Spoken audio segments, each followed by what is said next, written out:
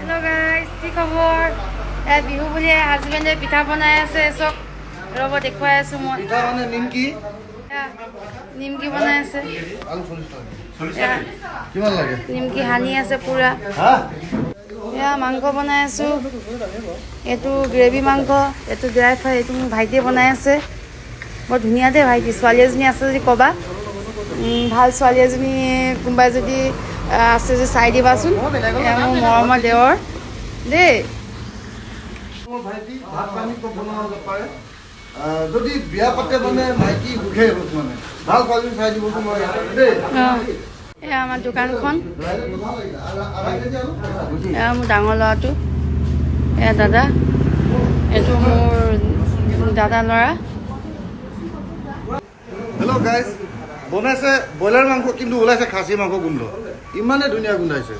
মই বহুত টেষ্টি বনাওঁতো আহিব খাবলৈ মৰমী হোটেলত মই মাংস মাছ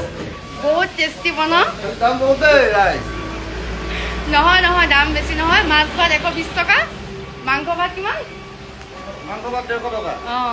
মাংস ভাত 120 টকা আহিব সকলোৱে খাবলৈ দাহি এনে কৈ আছা